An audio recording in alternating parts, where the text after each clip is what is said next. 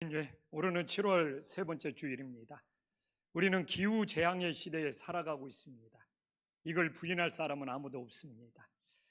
여하튼 지난주에 이 극한 호우, 극한 폭우에서 고통받고 있는 모든 지역과 사람들이 하나님의 은혜로 속히 복구되는 귀한 역사가 일어나기를 간절히 기도하면서 우리 연약한 존재가 하나님을 더 의지할 수 있는 계기가 될 수 있기를 간절히 소망합니다.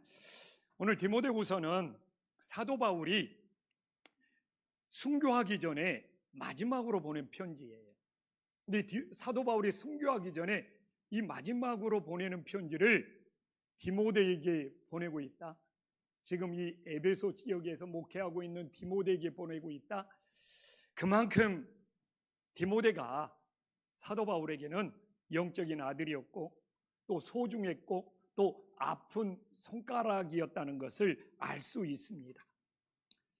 그래서 디모데가 에베소 교회에서 목회를, 주님의 사역을 잘하고 있어서 보내는 것이 아니라 너무너무 힘들게 고전하고 있어서 보내는 서신입니다. 근데 오늘 이 본문에 특징이 있어요. 사도 바울은 당시에 가장 유명하고 대표적인 직업 세 가지를 통해서 고전하고 있는, 주님의 사역으로 힘들어하고 있는 디모데가 어떻게 영적인 싸움에서 승리할 수 있는지를 가르쳐주고 있어요. 그래서 오늘 이 디모데에게 어떤 세 가지 직업을 통해서 영적 싸움에서 승리하라고 하는지를 깨닫고 우리들의 삶에 적용할 수 있는 은혜의 역사가 있기를 간절히 소망합니다. 그래서 오늘 이 하나님의 말씀을 우리 것으로 잘 이해하기 위해서는 이 디모데가 에베소에서 목회하면서 어떤 상태에 있는 줄을 우리들이 잘 파악할 때 이 살아있는 하나님의 말씀을 느낄 수가 있어요. 그래서 오늘 우리가 1절에 보면 강하라고 말하고 있잖아요. 이건 디모데가 엄청 약해져 있다는 것을 보여주고 있는 거잖아요. 지금 디모데가 주님의 사역을 하면서 자신감도 떨어지고 주님의 사역이 두려워서 너무 위축되어 있는 디모데의 모습을 보여주고 있는 거예요. 이 두려움이 문제가 아니라 사람은 두려움이 밀려오면 자신감이 떨어집니다. 그리고 너무너무 위축되어 있죠. 사도 바울은 이런 디모데에게 강하라고 권면을 하고 있습니다.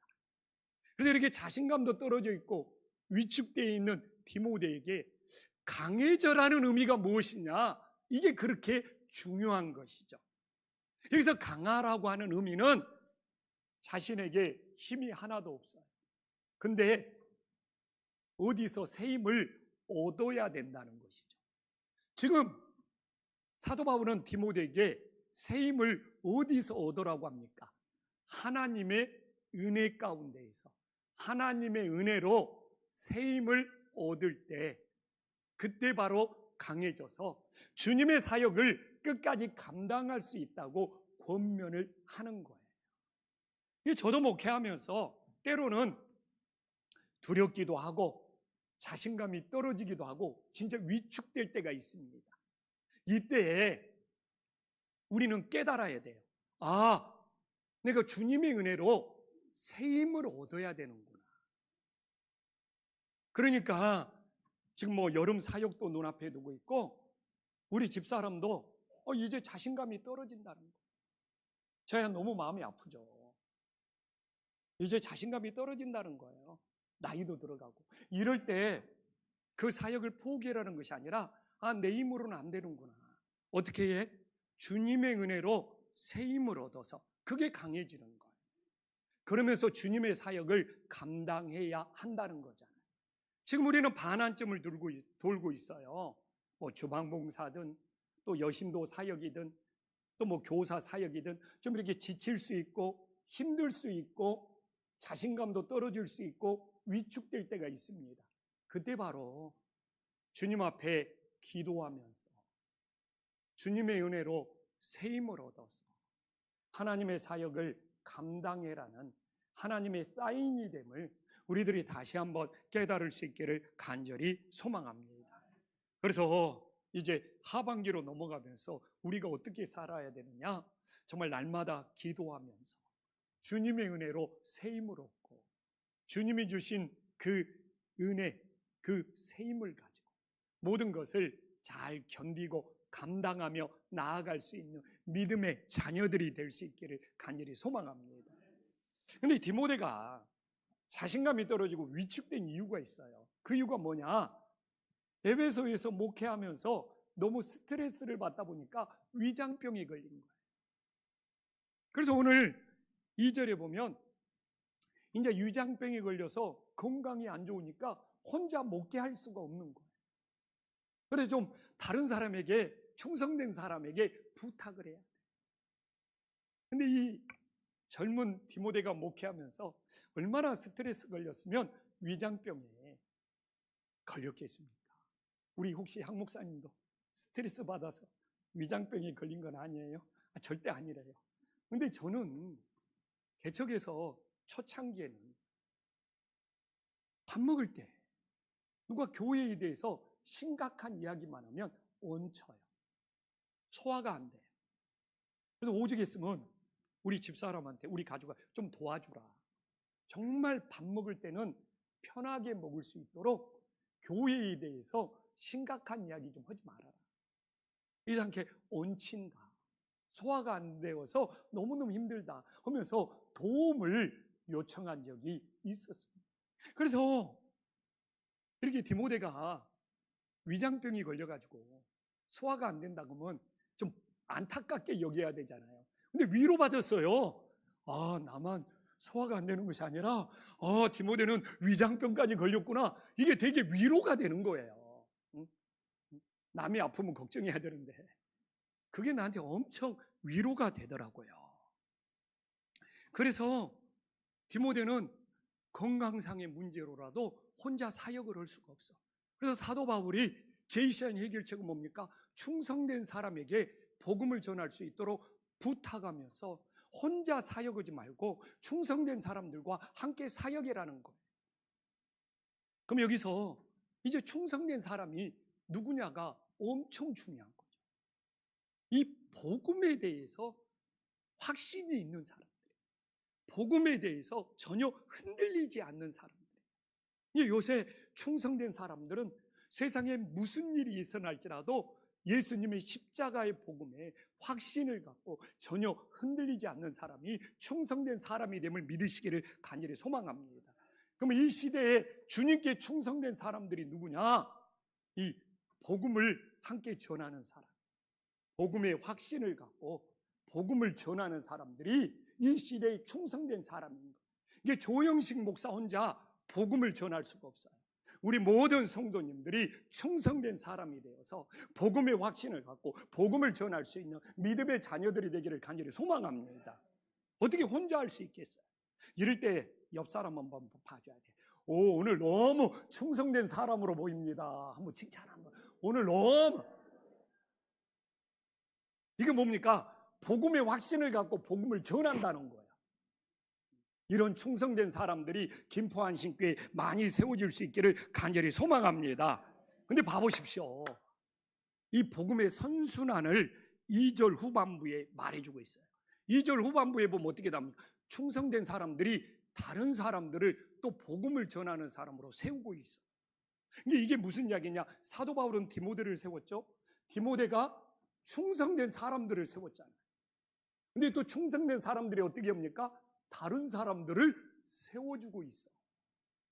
이게 복음의 선순환이 됨을 믿으시기를 간절히 소망합니다. 그럼 여기서 이 선순환이 누구에게서 끊어지냐? 끊어지면 안 되는 거예요. 사도 바울이 디모데를 세우고 디모데가 충성된 사람을 세우고 충성된 사람들이 다른 사람을 세워서 이 복음을 전하는 역사가 계속 이어져야 해요. 그럼 오늘날 이 말씀을 보면서 하나님의 복음을 전하는 것이 누구에게서 끊어졌는가? 내가 복음을 받았어.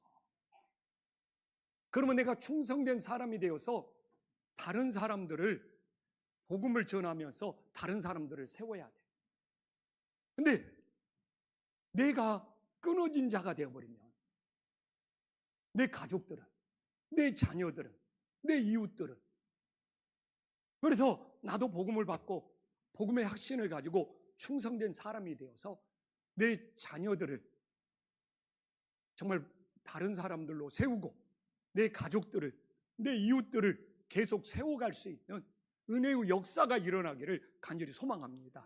근데 그게 나에게서 끊어져 버린다면 얼마나 가슴 아픈 일입니까? 그러니까 사도 바울이 디모데에게 충성된 사람을 세우고 그 충성된 사람들은 다른 사람을 세워서 이 복음의 역사가 끊어지지 않고 계속 이어져 갈 수 있는 은혜의 역사가 있기를 간절히 소망합니다. 그래서 저도 최고의 고민이 그거예요. 이 복음의 역사가 정말 나에게 끊어지지 않고 내 자녀들에게, 내 이웃들에게, 오늘 여기에 나와 있는 우리 성도들에게 전해져서 정말 하나님의 역사가 계속 이어지기를 간절히 소망합니다. 그런데 아니 디모데가 위장병에 걸렸는데, 위장병에 걸린 이유가 유대인들이 디모데를 너무 핍박하고 괴롭힌 거예요. 이 에베소 지역은 무역이 성행한 곳이어서 이 장사하는 금융을 담당하는 돈줄을 쥐고 있는 유대인들이 에베소 지역에 너무 밀려온 거예요. 그래가지고 이 유대인들이 복음을 전하는 이 어린 디모데를 그렇게 핍박하면서 괴롭힌 거예요. 심지어는 디모데가 유대인들의 핍박을 견디기가 힘들었나. 이게 유대인들이 이렇게 독해. 유대교를 안 믿고 기독교로 개종하면 얼마나 끈질기게 핍박하는지.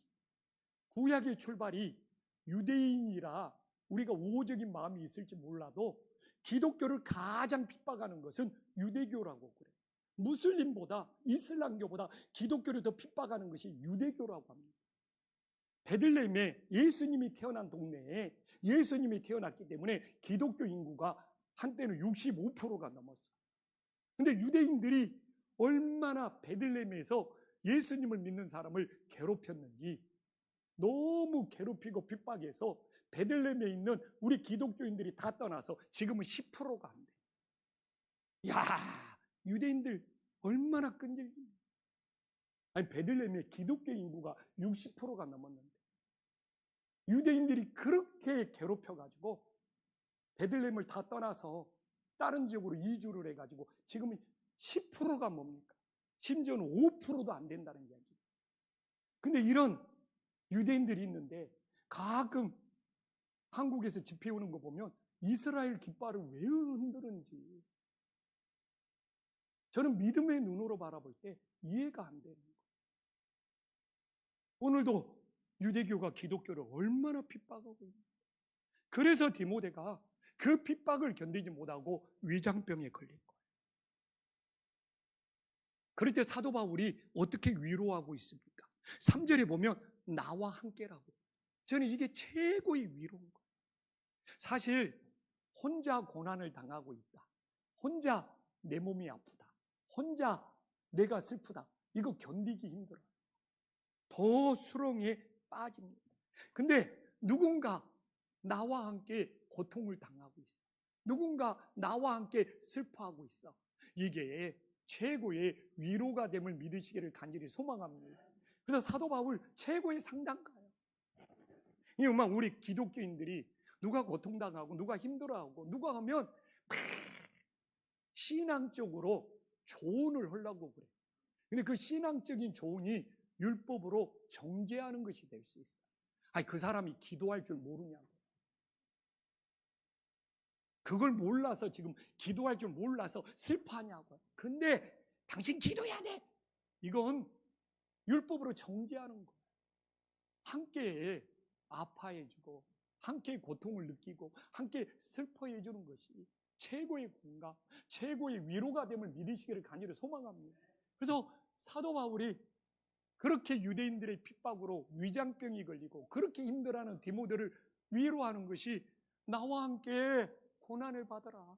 너 혼자 고난받는 것이 아니라 사도 바울도 로마 감옥에서 함께 고난받고 있다는 것. 이 땅의 기독교인들이 다른 성도들 좀 이렇게 훈수 두려고 하지 말고, 좀 신앙적으로만 가르치려고 하지 말고, 좀 함께 고통도 느끼고 함께 좀 아파해주고. 저는 이것이 이 시대의 진정 예수님의 마음이고 이게 진정한 공동체의 회복이 됨을 믿으시기를 간절히 소망합니다. 그러면서 후반부에 3절 후반부에 뭐라고 합니까? 고난을 받으라고 그래.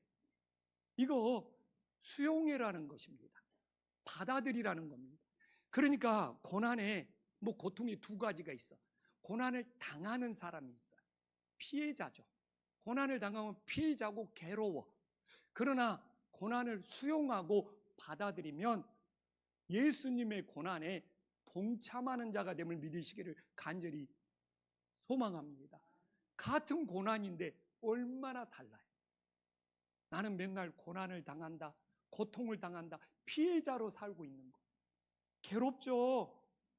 그러나 오히려 이 받으라는 것은 받아들이라는 거예요. 오히려 고난을 받아들여 버리는 거예요. 그러면 고난을 당하는 피해자가 아니고 고난을 수용해서 십자가의 고난에, 주님의 고난에 동참하는 자가 되어버립니다. 이게 바로 고난을 견디는 통로가 됨을 믿으시기를 간절히 소망합니다. 그래서 그런 말 했잖아요. 피할 수 없으면 즐겨라고. 그래서 저도 수동적으로 교회에서 힘든 일을 당하고 있고 고난을 당하고 있고 어려움을 당하는 것이 아니라 받아들이자. 그래서 주님의 고난에 동참하는 자가 되자. 그러니까 주님께서 새 힘을 주는 은혜의 역사가 있음을 믿으시기를 간절히 소망합니다. 이렇게 사도 바울은 먼저 디모데를 충분히 위로를 해줘요. 그리고 공감을 해줘. 위로도 안 주고 공감도 안 주고, 그 다음에 위로와 충분히 공감을 준 다음에 세 가지 직업을 통해서 영적인 싸움에서 승리하는 법을 가르쳐주고 있어요. 이 사도 바울이 이 전하는 방법을 봐도 야, 우리도 먼저 위로가 있고 공감이 있어야 되는데 그 다음에 영적인 싸움에서 승리하는 방법을 전해야 되는데 우리는 위로도 건너뛰고 공감도 건너뛰고 바로 그냥 영적 싸움에서 승리해라 이러니까 받아들이지 못하고 튕겨 나가는 거예요. 그래서 사도 바울은 디모데에서 우리가 봤듯이 충분히 위로해주고 충분히 공감한 다음에 그 다음에 당시의 대표적인 직업 세 가지를 통해서 영적 싸움에서 승리하는 법을 가르쳐주고 있습니다. 오늘 4절에 첫 번째 직업이 나오고 있습니다. 병사. 그 당시는 로마의 군대가 모든 나라, 세상을 지배하고 있어요. 그래서 가장 최고의 직업이 로마의 군인이 되는 거예요. 그러다가 로마의 군대 가서 백부장이 되면 출세가 보장이 되는 거예요. 그래서 당시 로마의 군대가 세상을 지배하고 있었기 때문에 병사로 복무하는 것은 최고의 직업이었죠. 그러니까 바울이 너무 하늘의 지혜를 받았나 봐요. 그래서 오늘 디모데에게 영적 싸움에서 승리하는 것은 로마의 병사로 복무하는 것처럼 주님의 병사로 복무해라는 것. 이게 무슨 뜻이냐? 집중의 원리야. 집중의 원리. 군인들은 다른 걱정 필요가 없어. 오직 주님의 병사로 복무하면서 영적 싸움에서 승리. 로마 군대 군인들이 전투에서 승리야. 이게 바로 병사로 복무해라는 것은 딴 생각하지 말고 집중해라는 집중. 이 집중이 영적 싸움에서 승리할 수 있음을 믿으시기를 간절히 소망합니다. 그래서 내가 평신도들 중에 사업하는 분들이 있으면 선택과 집중해라는 이야기를 꼭 합니다. 선택과 집중해라는 이야기를. 이건 그냥 기본이에요, 기본. 이게 안 되면 아무것도 안 돼. 그래서 오늘도 우리 김포 한식교회가 오직 주님의 병사가 되어서 복음에 집중할 수 있는 믿음의 자녀가 될 수 있기를 간절히 소망합니다. 지금 기독교 서점에서 제일 유명한 책이 오무, 5가지가 없어야 MZ세대들, 다음 세대가 교회를 올 수 있다는 거예요. 그래서 지금 목사님들 사이에 오무교회, 5가지를 없애는 교회를 하자. 내가 그거 설명을 하려면 설교가 너무 길어져. 근데 저는 5가지를 없애면 또 다른 문제가 생겨. 그게 중요한 것이 저는 아니라고. 그 책이 아무리 좋은 책이라도 뭐 따르고 싶은 생각이 없어. 중요한 것은 복음에 집중하냐, 이 문제라고 저는 생각해요. 뭐 5가지를 없앤다고 뭐 MZ 다음 세대가 온다? 그것도 사람의 생각이에요. 뭐 직분도 없애고 성경 공부도 없애고 헌금도 없애고 다 없애야 돼요. 그럼 뭐가 남냐 이거죠. 양파 껍질을 벗기는 거지. 저는 뭐 그게 아무리 좋다고 해도 그런 게 중요한 것이 아니라 뭐 형식이 있어도 저는 더 중요한 것이 우리가 예수님의 복음에 집중하고 있는 거예요. 저는 앞으로 더 단순해질 거예요. 예수님의 복음에 집중할 겁니다. 끊임없이 우리 부목사님들한테 더 단순해지자. 예수님의 복음에 집중하자. 찬송 부를 때 찬송가 꼭 2곡씩 불러라. 그리고 우리가 더 전도하고 그 전도한 영혼들 구원의 확신 심어주고 말씀으로 양육하자. 그래서 아마 또 우리 교회에서 만든 전도지가 다음 주에 나올 거예요. 또 그 다음에 또 다른 전도지도 만들어 보고. 그리고 우리 성도님들이 전도지 참고해라고 샘플로 갖다 주면 고마워요. 그걸 반영해서 우리 교회 걸 만들면 되니까. 우리 교회 영접기도 구원으로 초대도 집어넣고. 그래서 무슨 형식을 바꾸고 뭘 없앤다고 저는 교회가 되는 것이 아니라 우리들이 주님의 병사가 되어서 정말 복음에 집중할 때 하나님께서 이 교회를 든든히 세우가는 은혜의 역사가 있음을 믿으시기를 간절히 소망합니다. 그래서 뭐 김포 안심교회는 뭐 세상의 변화, 뭐 교회의 트렌드에 따라서 막 이렇게 바뀌는 것이 아니고 오직 복음에 집중하면서 주님의 병사가 되어서 나아가는 그런 교회가 되기를 간절히 소망합니다. 근데 병사의 장점이 뭡니까? 4절 후반부에 나오잖아요. 군인이 되면 4절 후반부 자기 생활에 얽매이지를 않아.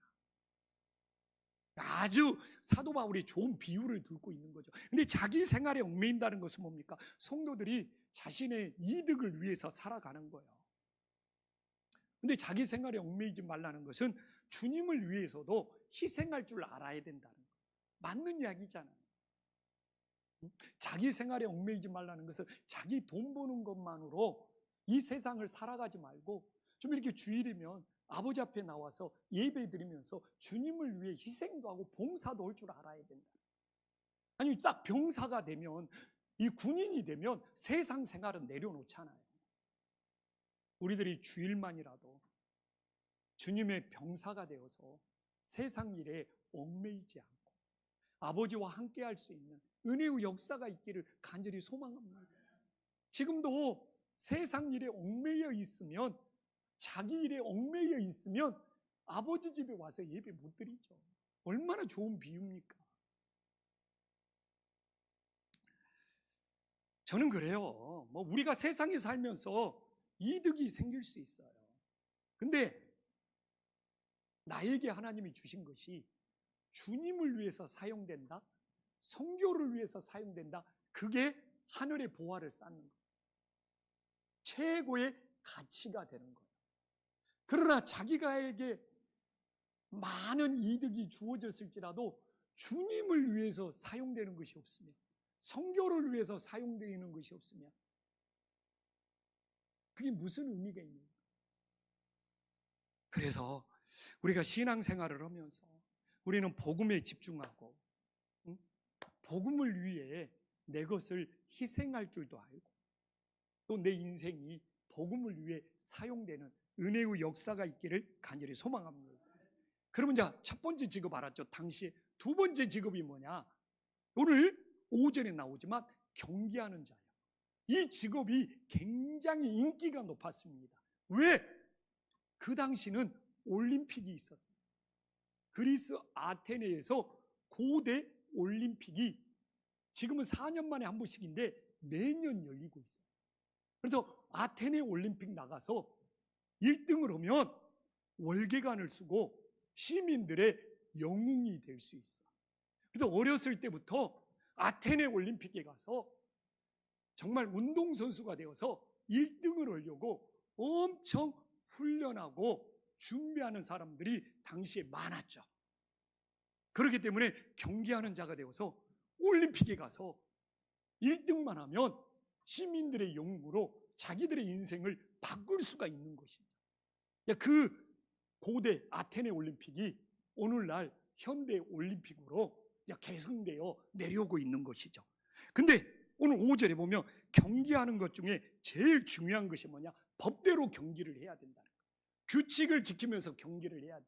그래야지 승리자의 관을 쓸 수 있다는 거예요. 근데 1등이 되어도 이 경기의 법을 지키지 않으면 어떻게 되는 거예요? 실격 처리된다는 거예요. 실격 처리된다는 거예요. 근데 그 당시 아테네 올림픽에서 처음으로 만들어진 것이 무엇이냐? 심리전이 있었어요. 심리전. 저 사람이 운동을 너무 잘해. 근데 심리전으로 그 사람의 감정을 건드려.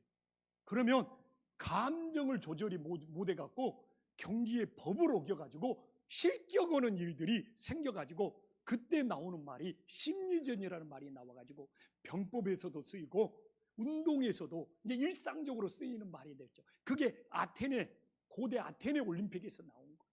그래서 저 사람이 너무 실력이 좋아.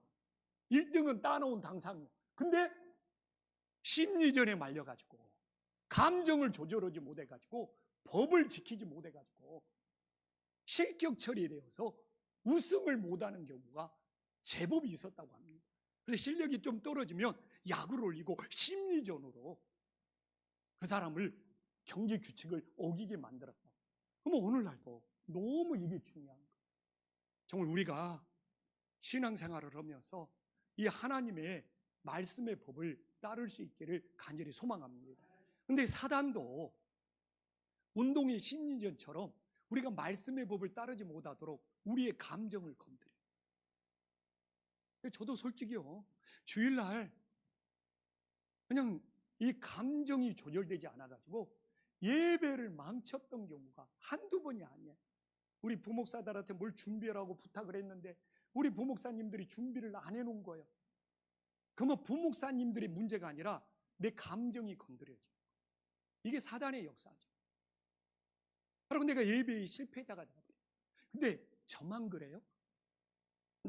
아내가 남편을 교회에 모셔와. 제가 같이 오는 것이 아니라 모셔온다고 하는 의도를 알겠죠?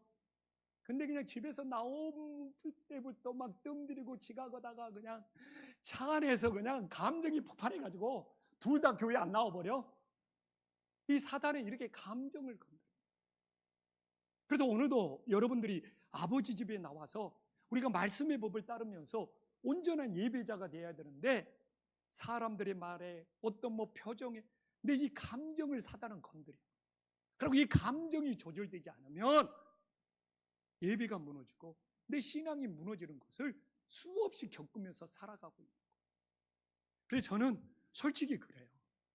제일 어려운 영적인 싸움이 뭐냐? 근데 이 감정을 조절하는 거예요. 근데 이 감정을 다스리는 거예요. 야, 다른 것이 아무리 예배고 뭐고 되더라도 이놈의 한번 감정이 얽혀버리면, 감정의 소용돌이에 내가 빠져버리면 하나님이 안 보여. 왜 이 감정을 사단이 건드리냐? 내가 감정에 사로잡히는 순간 하나님이 안 보여. 하나님의 뜻을 알 수가 없어. 하나님의 뜻이 다 사라져버려. 그러니까 사단은 예배 전에 감정을 건드려서 예배를 엉망진창 만들고, 예배를 잘 드리더라도 예배 후에 또 감정을 건드려서 가지고 말씀을 다 잊어버리게 만들어.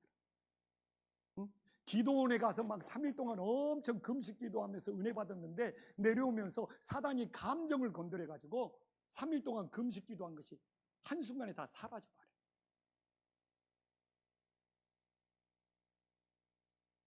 그래서 우리가 이 두 번째 직업이 경계하는 자잖아요. 법대로 해야지 실격을 안 당하잖아요. 정말 우리가 이 시대를 살아가면서 사단이 심리전을 쓰고 있습니다. 정말 우리가 감정에 휩싸여서 진짜 말씀의 법이 나한테 지워져 버려서 정말 죄악에 빠지는, 우울을 범하지 않고 이 감정을 조절해서 끝까지 말씀의 법을 지키는 하나님의 자녀들이 될 수 있기를 간절히 소망합니다. 아멘을 안 하는 사람이 있어요? 감정을 잘 조절하자고 하는데, 이럴 때는 내가 그냥 나도 인사 한번 시키고 싶어요. 나만 감정이 조절이 안 됩니까? 한번 옆 사람한테 물어봤어요. 당신은 감정 조절이 잘 됩니까? 한번 물어보세요. 웃자고 하는 이야기예요. 당신은 감정 조절이 잘 됩니까? 아니, 괜히 나만 그러는 것 같잖아요. 이 김판신께서 조영식만 감정 조절이 안 되는 것 같잖아요. 그래요. 제가 늘 말하잖아요. 우리는 부족해요. 오늘 본문 디모데도 연약하고 부족해요. 그러나 하나님이 디모데를 사용하고 계시잖아요. 자, 세 번째 직업이 나오잖아요. 6절에 나오잖아요. 농부. 그 당시에는 90% 이상이 농부.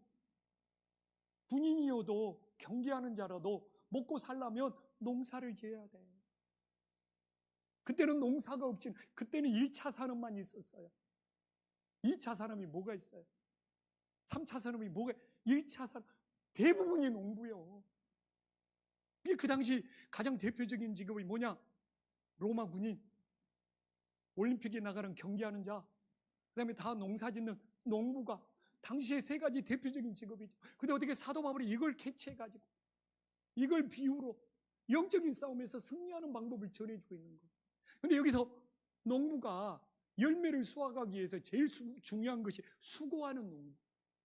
이 농부가 수고하는 것이 무엇인지를 알아야 돼요. 근데 이 농부가 수고하는 것이 무엇입니까?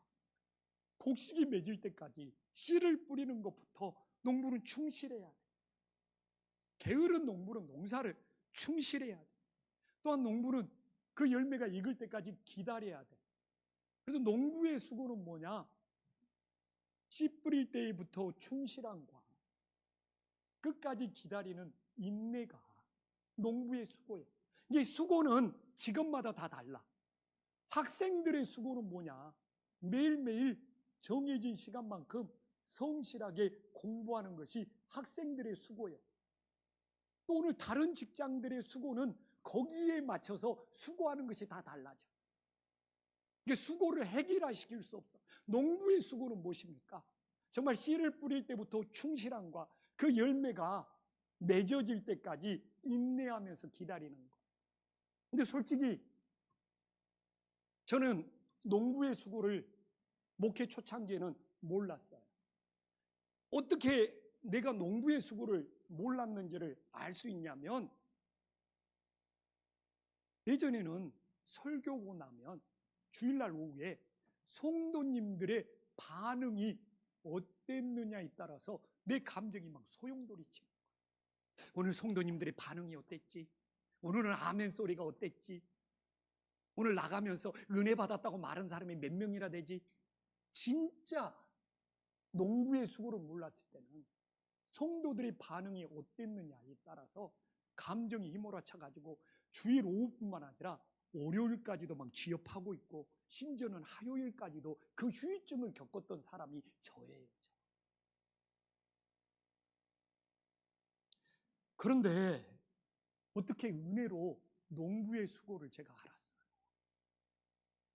농부의 수고를 한 이후에 이제는 내가 주일날 오후가 되면 성도님들의 반응이 어땠느냐가 아니라 내가 설교를 준비하면서 얼마나 기도했고 얼마나 충실했는가. 예전에는 왜 내 설교에 성도들이 변화가 안 되냐 막 속상했는데, 내가 얼마나 농부의 수고로 인내하면서 기다리고 있느냐, 이걸 성찰하는 거예요. 너무 이게 저한테는 큰 변화죠. 예전에는 성도의 반응이 어땠느냐 이게 막 감정이 휘몰아쳤는데 지금은 내가 이 설교를 준비하면서 얼마나 충실해, 내가 얼마나 인내하면서 기다리고 있느냐. 그래서 제가 마음의 평안을 찾았어요. 조영식 목사가 마음의 평안을 찾으니까 우리 가정이 행복해졌어요. 예전에 성도님들의 반응이 어땠느냐 하면서 감정의 소용돌이가 휘말이 익힐 때는 주일날 오후 저녁에 우리 가족 중에 저한테 접근 오는 사람이 하나도 없었어요. 실제예요. 근데 나는 그냥 잘하고 싶은 거예요. 근데 그때는 잘하고 싶은데 농부의 수고를 모르는 거예요. 그러니까 막 나를 쥐어짠 거예요. 왜 그랬냐고. 근데 지금은 얼마나 내가 설교를 준비하면서 충실했지, 내가 얼마나 인내하면서 기다리고, 이게 마음의 평안이죠. 이제 주일날 오후에 우리 이제 가족들이랑 피자도 시켜 먹고. 근데 왜 이게 이렇게 변화되었느냐? 변화된 이유가 있을 거 아니에요. 예전에는 제 설교로 사람을 변화시켜야 된다는 생각이 있는데 이게 너무 무서운 오만이더라고요. 오만. 또 성도들이 변화되지 않는 것이 속성이 있는데 우리 주님은 포기하지 않고 끝까지 인내하면서 기다리고 있는데 내가 포기해? 진짜 오판이잖아요. 그러면 내 설교는 무슨 의미가 있지? 바로 그거죠. 우리 성도님들을 변화시키는 것은 주님의 손길이고 주님의 터치고 주님께서 만져서 우리 성도님들을 변화시키는 놀라운 역사가 있음을 믿으시기를 간절히 소망합니다. 오늘도 우리 성도님들이 주님의 터치하심을 받아들이고 느끼면 변화되어 가는 거죠. 근데 내 설교가 성도님들을 변화시키는 것이 아니라 주님께서 성도님들을 변화시킬 때 내 설교를 사용하시는 거예요. 황 목사님 찬양이 성도님들을 변화시키는 것이 아니라 하나님이 성도님들을 변화시킬 때 황 목사님의 찬양을 사용할 때도 있는 거예요. 우리 성도님들을 변화시키는 일에 하나님이 때로는 성가대 찬양도 사용하시는 거예요. 이게 하나님이 다 변화시키는 일에 내 설교가 사용될 수 있고 황 목사님 찬양이 사용될 수 있고 우리 성가대 찬양이 사용될 수 있고 또 주변 사람의 간증이 사용될 수 있고 우리 노기님 전도 목사님, 노예진 목사님의 성경 공부가 사용될 수 있는 거예요. 그렇기 때문에 내 설교를 하나님이 사용할 수 있기 때문에 내가 농부의 수고로 충실하게 인내함으로 준비를 해야 되는 거예요. 대충 그냥 습관적으로 그걸 하나님이 누군가를 변화시키는 일에 그걸 사용할 수가 있겠냐. 그러니까 지금은 내가 더 두렵고 떨리는 마음이고 주님이 한 영혼 변화시키는 일에 내 설교가 사용될 수 있잖아요. 그 앞에서 농부의 수고가 필요한 거예요. 내가 얼마나 충실했느냐, 내가 얼마나 인내하면서 기다리느냐. 이게 바로 제가 마음의 평안을 찾았고 실제로 영적 싸움에서 승리하고 있습니다. 오늘날도 우리는 끊임없이 영적 싸움 해야 됩니다. 이 주님의 병사가 되어서 오직 복음에 집중하고 경계하는 자가 되어서 말씀의 법을 따르고 농부의 수고로 주님이 맡기신 일에 충실하고 인내할 때 하나님께서 변화시키고 하나님께서 열매 맺어가는 놀라운 역사가 일어날 수 있기를 간절히 소망합니다.